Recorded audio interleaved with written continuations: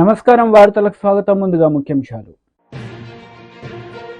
TDP leader press meet, పలు అంశాలపై వివరణ.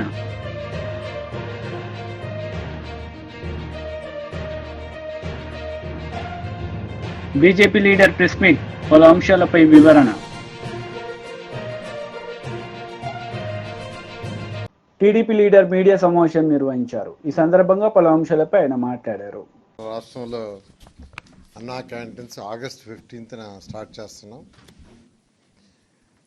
గత 2014-19 అప్పుడు ఈ అన్నా క్యాంటీన్స్ని పేదల నిరుపేదల కోసం ప్రతి పేదవాడు కేవలం 5 రూపాయలతో చక్కటి భోజనం, ఆరోగ్యకరమైన భోజనం, మంచి ప్లేసులు అంటే తినే ప్లేస్ కూడా హైజీనిక్ గాను, తర్వాత చాలా ఆహ్లాదకరంగా ఉండాలని ఆ రోజు సీఎం గారు ఆదేశించడం, దానికి తగ్గట్టుగానే రాష్ట్రంలో 203 అన్నా క్యాంటీన్స్ యాక్చువల్గా ప్రారంభించడం జరిగింది. వాటిల్లో అంటే 203లో 183 యాక్చువల్గా వర్కింగ్కి వచ్చినాయి. దాదాపు ప్రతిరోజు 2,25,000 మంది భోంచేస్తున్నారు. 2,25,000 మంది. అటువంటి అన్నా క్యాంటీన్స్ని గత ప్రభుత్వం పూర్తిగా మూసేసింది. వాళ్ళు చేయదలుచుకుంటే రూపాయికి ఇచ్చుండొచ్చు, అంటే మేము 5 రూపాయలకి ఇస్తే రూపాయి కూడా ఇచ్చుండొచ్చు. కానీ ఒక కక్ష సాధింపుతో ఆ ప్రభుత్వం చేసింది. అయితే మళ్ళీ అన్నా క్యాంటీన్స్ని ఓపెన్ చేస్తామని సీఎం గారు చెప్పడం, దాని మీద యాక్చువల్గా క్యాబినెట్లో కూడా మొన్న డిసైడ్ చేశారు. ఈ అన్నా క్యాంటీన్స్ సంబంధించి ఈ మున్సిపల్ శాఖ ఆల్రెడీ టెండర్లు, అంటే ఈ అన్నా క్యాంటీన్స్లో కొన్ని అన్నా క్యాంటీన్స్లో సెక్రటరియట్లు పెట్టారు, కొన్ని అన్నా క్యాంటీన్స్ని గోడౌన్లుగా పెట్టుకున్నారు, కొన్ని అన్నా క్యాంటీన్స్ని బ్లీచింగ్ పౌడర్ వేసుకోవటానికి పెట్టుకున్నారు. ఇట్లా రకరకాలుగా అన్నా క్యాంటీన్స్ మొత్తాన్ని నిర్వహణ చేశారు. దాంట్లో ఉన్న ఆ డైనింగ్ టేబుల్స్ అన్ని తీసేశారు. కొన్ని దగ్గర ఆ డైనింగ్ టేబుల్స్ తీసి మిద్ది పైన వేస్తున్నారు. నేను ఈ మధ్య కొన్ని దగ్గర విజిట్ చేస్తే వాటికంతా కొన్ని మరామతులు చేయాల్సింది. దానికి టెండర్లు ఇచ్చాము. కొన్నిట్లో వర్క్ స్టార్ట్ అయింది, కొన్నిట్లో వర్క్ జరగబోతూ ఉంది. బహుశా ఈ వర్క్ అంతా నెక్స్ట్ మంత్ ఆగస్టు 10కి పూర్తి అయ్యేటట్టుగా ఆదేశం ఇచ్చాం. ఆగస్టు 10వ తేదీకి కంప్లీట్ కావాలని. అదే గత 2014-19లో అక్షయ్ పాత్ర వాళ్ళు యాక్చువల్గా ఈ టెండర్ దక్కించుకొని వాళ్ళు ఫుడ్ పెట్టారు. చాలా చక్కటి ఫుడ్ పెట్టారు. ప్రతి పేదవాడు ఎంతో హ్యాపీగా, సంతోషంగా, ఆనందంగా తిన్నారు. నేను కూడా తిన్నా చాలాసార్లు టేస్ట్ చేయడానికి. అయితే ఈసారి మళ్ళీ టెండర్లు పిలుచున్నాం. టెండర్లు కూడా 22వ తేదీ ఐ థింక్ ఓపెన్ చేస్తారు, 22 ఓపెన్ చేస్తారు. అదే రేట్స్ సేమ్ రేట్స్లో ఎటువంటి కొందరు అడుగుతున్న రేట్లు ఏమైనా పెంచుతారని. పెంచేది ఏం లేదు, సేమ్ రేట్స్ 5 రూపాయలతో యాక్చువల్గా బ్రేక్ఫాస్ట్ అయినా, లంచ్ అయినా, డిన్నర్ అయినా చేసే విధంగా చేయడం జరిగింది. అంతేకాకుండా అన్ని అన్నా క్యాంటీన్స్ ఒకే మోడల్, ఒకే స్టాండర్డ్.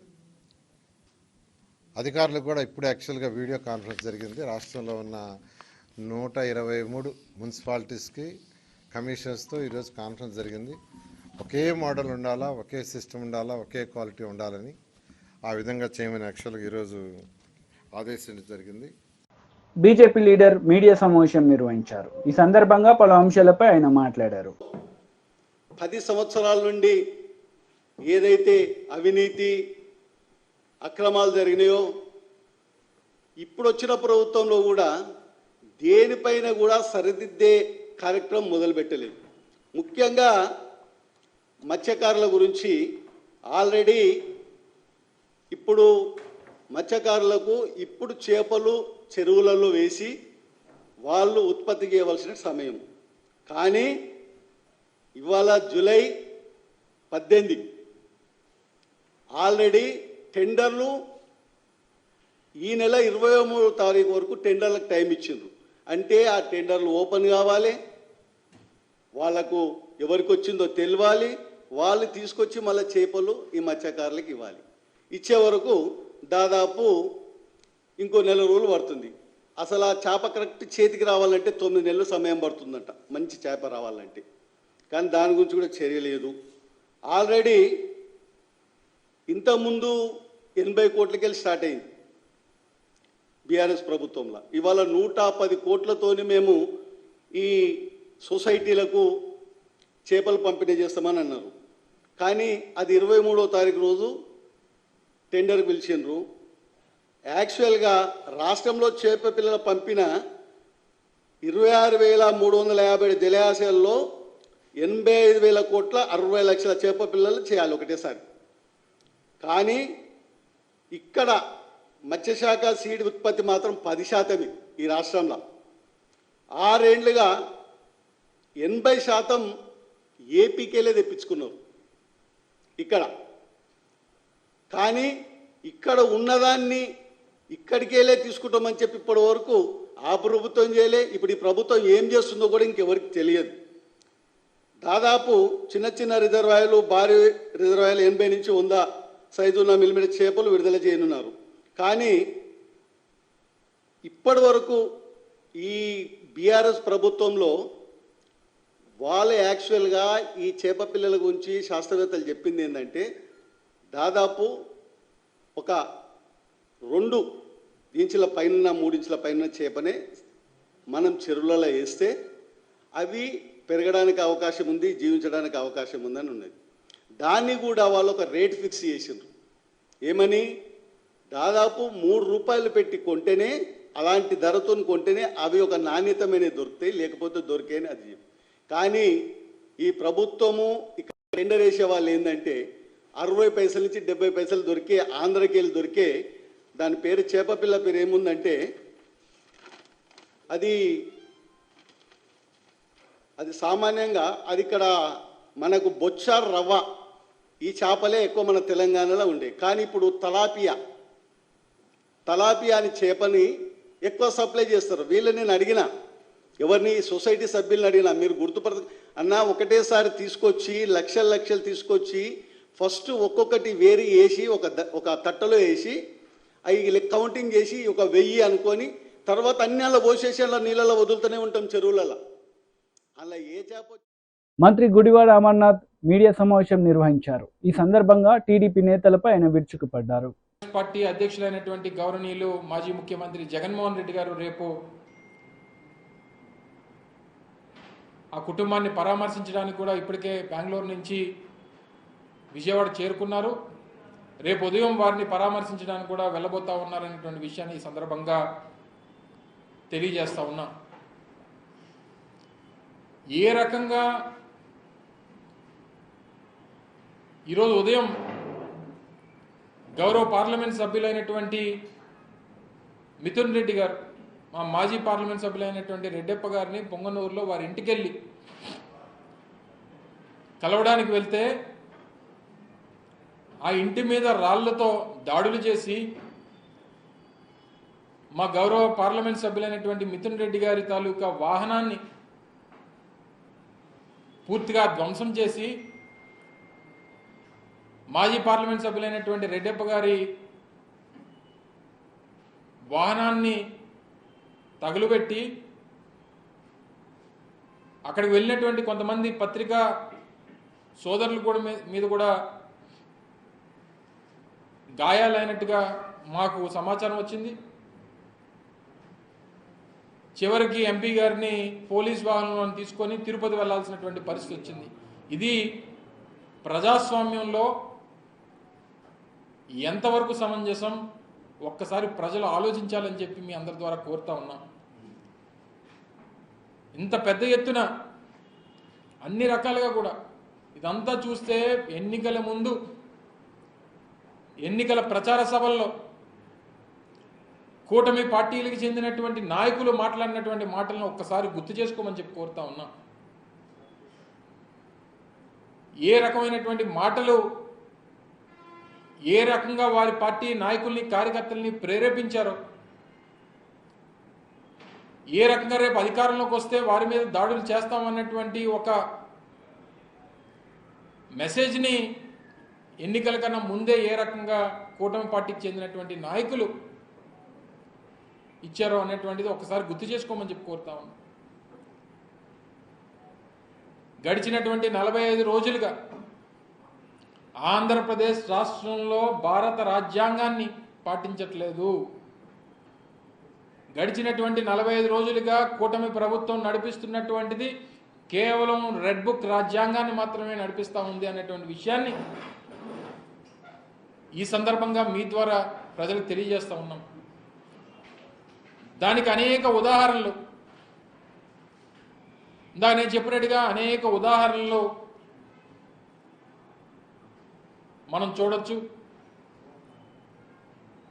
పూర్తిగా శాంతి భద్రతలు అనేటువంటివి లేకుండా పోయే, దాన్ని కంట్రోల్ చేసేటువంటి పరిస్థితుల్లో ముఖ్యమంత్రి గారు లేరు, మిగిలినటువంటి వారి మంత్రివర్గం లేదు, వారికి సంబంధించినటువంటి వారితో పాటు ఉన్నటువంటి కూటమిలో ఉన్నటువంటి మిగిలినటువంటి రాజకీయ పార్టీకి చెందినటువంటి నాయకులు లేరు. అన్ని రకాలుగా కూడా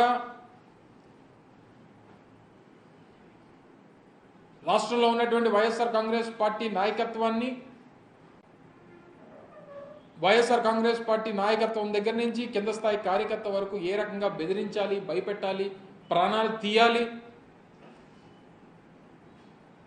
నేరుగా ముఖ్యమంత్రి స్థానంలో ఉన్నటువంటి చంద్రబాబు నాయుడు గారు కూడా ఈ మధ్యకాలంలో అనేక మార్లు పూర్తిగా నాయకత్వాన్ని, నాయకుడిని భూస్థాపితం చేస్తామన్నటువంటి మాటలు అనేక సందర్భాల్లో ఈ మధ్యకాలంలో చెప్తున్నటువంటి విషయాన్ని కూడా మనం చూస్తూ ఉన్నాం.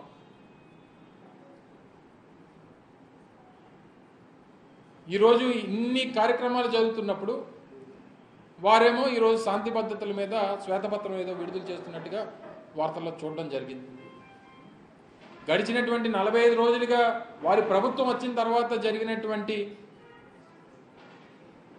ఈ దౌర్జన్యాల మీద, దాడుల మీద, హత్యల మీద, హత్యా ప్రయత్నాల మీద, వీటన్నిటి మీద కూడా ఒక శ్వేతపత్రం విడుదల చేస్తే బాగుంటుంది అనేటువంటిది నా తాలూకు అభిప్రాయం. ఇంకా 45 రోజులు అయిపోయినా ఇంక ఏ సందర్భం వచ్చినా ఇంకా వైఎస్ఆర్ కాంగ్రెస్ పార్టీని నిందించడం, చివరికి ఏ స్థాయి దిగజారిపోయారంటే నిన్న జరిగినటువంటి హత్య కూడా వైఎస్ఆర్ కాంగ్రెస్ పార్టీ నాయకుల మధ్యలోనే జరిగింది అనేటువంటి విషయాన్ని వారి ప్రచార సంస్థల ద్వారానో వారి సోషల్ మీడియా ద్వారానో చెప్పేటువంటి ప్రయత్నం చేస్తారు. బీఆర్ఎస్ లీడర్ మీడియా సమావేశం నిర్వహించారు. ఈ సందర్భంగా పలు అంశాలపై ఆయన మాట్లాడారు. ఇవాళ ఎన్నికల ముందు కాంగ్రెస్ పార్టీ అనేక సభల్లో రాహుల్ గాంధీ చేస్తా ఉన్న 2 లక్షలు ఇయ్యలే, రేవంత్ ఆంక్షలు విధించారు, వాళ్ళ నాయక నిబంధనలు విధించారు, 20% మాత్రమే చేస్తాము, కేసీఆర్ ఘోరంగా చేసి మళ్ళా తీసుకోండి, రుణం చేసింది అత్యంత తక్కువ చెప్పుకోవాల అత్యంత ఎక్కువగా. డిసెంబర్ 9 పోయింది, ఇవాళ వాళ్ళు చేస్తా ఉన్న 2 లక్షలు మాట్లాడుతూ చెప్పారు, అనేక ఆంక్షలు విధించారు. కేసీఆర్ గారు మొదటి నెల విధించారు, 16,144 కోట్లు మాత్రం చేశారు, 20% మాత్రమే చేశారు. రెండోసారి ప్రభుత్వంలో దర్యాప్తుగా 12,000 కోట్లు చేశాడు చెప్పుకుంటున్నారు. మేము మాత్రం ఇవాళ 30,000 కోట్లు ఒకటే రోజులో అకౌంట్లో వేస్తామని చెప్పారు, మాత్రం అత్యంత ఎక్కువ వేసిండ్రా వేలే.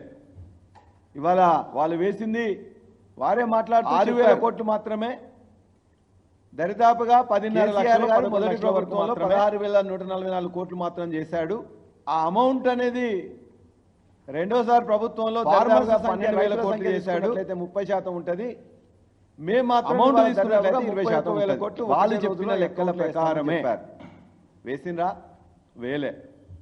ఎన్ని అబద్ధాలు వేసింది ప్రచారం చేస్తున్నారంటే వాళ్ళ మాట 6,000 కోట్లు మాత్రమే. నేను దరిదాపుగా 16,000 కోట్లు మొదటిసారి కేసీఆర్ గారు చెల్లించారు, రెండోసారి 12,000 కోట్లు అమౌంట్ అనేది అని ఒక దగ్గర చెప్తున్నారు. ఫార్మర్స్ సంఖ్య మళ్ళీ దగ్గరికి వచ్చేసరికి అంత కాదు తక్కువ చేసిందని చెప్పి, అంటే వారే పరిపరి విధాలు తీసుకున్నట్టు వాళ్ళు చెప్పిన లెక్కల ప్రకారమే. మేము సూటిగా వారిని అడుగుతున్నాం, ఎన్ని అబద్ధాలు 2014లో 1 లక్ష రుణమాఫీ అంటే, నేను 1,00,000 వరకే రుణమాఫీ అంటే ఆనాడు వారు మాట్లాడిన నేను ఎక్కువ కూడా 35 రేవంత్ రెడ్డి గారు 1 లక్షల మంది రైతులకు సంబంధించి అదే 16,144 కోట్లు అయింది. 35.31 లక్షల మంది రైతులకు సంబంధించి 16,144 కోట్లు అయింది. మాట ఇచ్చిండ్రు కేసీఆర్ గారు, ప్రతి వాళ్ళకు కూడా అకౌంట్లో వేసిండ్రు. అది రేవంత్ రెడ్డి గారు వారు మొత్తం కూడా మాట్లాడుకుంటూ 16,000 వేసిందని చెప్తున్నారు. మేము మాట ఇచ్చినాం, వేసినాం. ఎక్కడ మోసం చేసినాం? రెండోసారి కూడా దరిదాపుగా 37.33 లక్షల మంది రైతులకు ₹1,00,000 రుణమాఫీలో ఉన్నట్లయితే దరిదాపుగా 19,000 కోట్లు, 12,000 కోట్లు వేసినాం, 7,000 కోట్లు బ్యాంకులో పెట్టినాం. మీరే ఎలక్షన్ కమిషన్ పోయి కంప్లైంట్ ఇచ్చిండ్రు కదా. ఇవాళ రుణమాఫీ చేస్తున్నారు. కేసీఆర్ గారు ప్రభుత్వాన్ని రుణమాఫీ చేయకుండా ఆపండి అని చెప్పేసి ఎలక్షన్ కమిషన్కి చెప్పిండ్రు. ఎలక్షన్ వచ్చిన తర్వాత, ఎలక్షన్ అయిపోయిన తర్వాత ఆ నిధులన్నీ కూడా మీ మంత్రులు, మీ యొక్క కాంట్రాక్టర్లు తీసుకున్నది వాస్తవం కాదు మీకే తెలుసు. రైతు బంధుకి వేసిన నిధులు తీసుకున్నారు, రుణమాఫీకి వేసిన నిధులు తీసుకున్నారు. మేము మాట తప్పలే. రుణమాఫీ ద్వారా లెక్కలు కరెక్ట్గా చెప్పినాం. మేము ఎప్పుడు కూడా రుణమాఫీకి ఏ నిబంధనలు పెట్టలే, ఆంక్షలు పెట్టలే. కేసీఆర్ గారి ప్రభుత్వం ఒకటి చూసింది, పాస్బుక్ ఉందా లేదా, రుణం తీసుకున్నారా, పాస్బుక్ ఉందా లేదా. అందుకే 1,00,000 మాఫీ చేస్తున్నప్పుడు 35 లక్షల మందికి చేసినాం. రేవంత్ రెడ్డి గారు 16,000 చెప్పారు. రెండోసారి 37 లక్షలు ఐడెంటిఫై చేశారు. కేసీఆర్ గారు 19,000 కోట్లు, 12,000 కోట్లు వేసినాం అని ఒక దగ్గర చేస్తుందేంటి. మళ్ళీ దగ్గరికి వచ్చేసరికి అంతగానో తక్కువ చేసిందంటే వారే పరిపరి విధాలుగా ప్రతిసారి కూడా మాట మారుస్తూ అబద్ధాలు ప్రచారం 6,000 కోట్లు అని చెప్తున్నారు. ఎందుకు సూటిగా వారిని అడుగుతున్నాం, ఎట్లా తగ్గింది? 2014లో రుణమాఫీ అంటే 16,000 కోట్లుంటే, 1,00,000 రుణమాఫీ అంటే ఆనాడు 19,000 కోట్లుంటే, 35 రైతులు 35 లక్షల మంది రైతులు, ఆనాడు మంది రైతులకు సంబంధించి ఇవాళ ఎందుకు 16,144 కోట్లు అయింది. మీ నిబంధనలు కాదా? 35.3 నిబంధనల వల్ల మీ ఆంక్షల వల్ల రైతులకు సంబంధించి రేషన్ కార్డు ఉన్న వాళ్ళని మీరు లెక్క తీసుకోలే. మాట ఇచ్చిండ్రు కేసీఆర్ గారు, లేని వాళ్ళని లెక్క తీసుకోలే, అకౌంట్ లో వేసిండ్రు. ఆధార్ కార్డు లేని వాళ్ళని లెక్క తీసుకోలే. మొత్తం కూడా మాట్లాడుకుంటూ ప్రభుత్వ ఉద్యోగస్తులను లెక్క తీసుకోలే. మేము మాట ఇచ్చినాం. ఐటీ పే చేస్తున్న వాళ్ళని లెక్క. టీడీపీ లీడర్ మీడియా సమావేశం నిర్వహించారు. ఈ సందర్భంగా పలు అంశాలపై ఆయన మాట్లాడారు. 37.3 లక్షల మంది రైతులకు ముఖ్యంగా ₹1,00,000 ఏదైతే ఒక రుణమాఫీలో ఇద్దరట్లయితే దరిదాపుగా 19,000 వ్యక్తుల మధ్య జరిగినటువంటి గొడవని 12,000 కోట్లు వేసి తెలుగుదేశానికి ముడేయడం చాలా దారుణం అని చెప్పి ఈ సందర్భంగా మీరే ఎలక్షన్ కమిషన్ పోయి కంప్లైంట్ ఇచ్చిండ్రు కదా. అలాగే ప్రతిదీ కూడా రుణమాఫీ చేస్తున్నారు. వ్యక్తిగత కక్షల్లో హత్య జరిగితే రాష్ట్రపతి పాలన కావాలని చెప్పడం, ఎలక్షన్ కమిషన్ కి చెప్పిండ్రు. లేకపోతే ఎలక్షన్ కూటమి ప్రభుత్వం విషయం చల్లడం. నిధులన్నీ కూడా ఇదే కాకుండా దొరికినప్పుడల్లా జరిగిన 36 రోజుల్లోనే వీరు ఎప్పటికప్పుడు ఈ ప్రభుత్వం కేవలం హత్యలు చేయడానికే అధికారంకి వచ్చిందన్న విధంగా మీరు ప్రచారం చేయడం చాలా దారుణం అని చెప్పి ఈ సందర్భంగా తెలియజేస్తూ, అలాగే ఈ రోజు ప్రజలందరూ కూడా వీళ్ళు ఒక తీరును కానీ చూస్తే, జగన్మోహన్ రెడ్డి గారు ఒక తీరును చూస్తే, కేసీఆర్ గారి ప్రభుత్వం ఒకటి చూసింది. నిన్న మొన్న జరిగినటువంటి సంఘటన ఏదైతే గిరిజన మహిళకు సంబంధించి విజయసాయి రెడ్డి గారితో ఏదైతే ఆయన వంచన చేశారనే విషయాన్ని డైవర్ట్ చేసి మళ్ళీ ఈ విషయాన్ని బయటకు తీసుకొస్తున్నారేమో అనే విధంగా ఉందన్న సంగతి మేము తెలియజేస్తున్నాం. తెలుగుదేశం పార్టీ కీర్తి చేసిన నందమూరి తారక రామారావు గారు స్థాపించిన దగ్గర నుంచి కూడా నేటి వరకు కూడా ఏ రోజు కూడా హత్యా రాజకీయాల్లో లేదన్న సంగతి మీరు తెలుసుకోవాలని చెప్పి ఈ సందర్భంగా తెలియజేస్తున్నా. 6,000 కోట్లు అని చెప్తున్నారు. అలాగే ఎందుకు ఈ వ్యత్యాసం, ఎట్లా తగ్గింది? 2014లో ఈ అసత్యాల్లో భాగంగా 2018లో ఏమన్నామంటే 19,000 కోట్లుంటే తెలుగుదేశం పార్టీ అధికారంకి వచ్చిన తర్వాత రైతులు ఆనాడు అప్పుడు కూడా వీళ్ళు ఏ విధంగా వైసీపీ నాయకులు కావచ్చు, లేకపోతే జగన్మోహన్ రెడ్డి గారు కావచ్చు, మీ నిబంధనల వల్ల, మీ ఆంక్షల వల్ల టీడీడీలో ఏదైతే టీడీడీలో ఉన్నటువంటి వాటాన్ని తెలంగాణకి ఇచ్చేశారని చెప్పి చెప్పడం. లెక్క తీసుకోలే. అదే కాకుండా ఆధార్ కార్డు లేని వాళ్ళని లెక్కకు తీసుకోలే, సుమారు 15 మంది కమ్మ వాళ్ళకు ఉద్యోగస్తులను లెక్కకు తీసుకోలే, మంత్రి పదవులు ఇచ్చారని చెప్పడం, IT పే చేస్తున్న వాళ్ళని లెక్కకు అదే కాకుండా తీసుకోలే. తెలుగు మీడియం ఇవన్నీ లెక్కలో ఇంగ్లీష్ మీడియం తీసి తెలుగు మీడియం పెట్టారని చెప్పడం, అంటే ఏదో విధంగా తెలుగుదేశం పార్టీ మీద అసత్యాలు అబద్ధాలు చెప్పి ఒక ఫేక్ పర్సన్గా జగన్మోహన్ రెడ్డి గారు నడుస్తున్నటువంటి తీరు మీరు గమనించాలని చెప్పి ఈ సందర్భంగా తెలియజేస్తున్నాం. అలాగే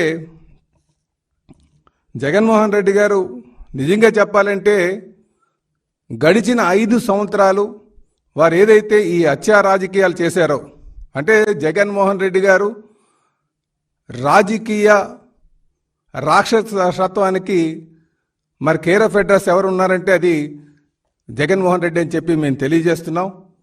గడిచిన 5 సంవత్సరాలుగా ఆయన హత్యా రాజకీయాలతో ఆయన పాలన సాగించారు కనుకనే దాని ఛాయలే ఇప్పుడు ఈ సంఘటన అని చెప్పి మేము తెలియజేస్తున్నాం.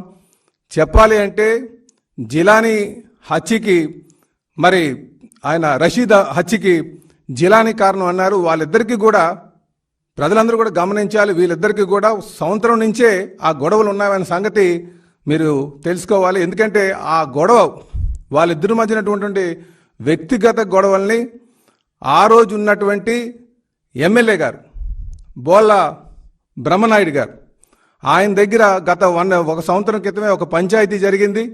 ఆ పంచాయతీ వార్తలు ముగించే ముందు ముఖ్యాంశాలు మరోసారి. టీడీపీ లీడర్ ప్రెస్ మీట్, పలు అంశాలపై వివరణ.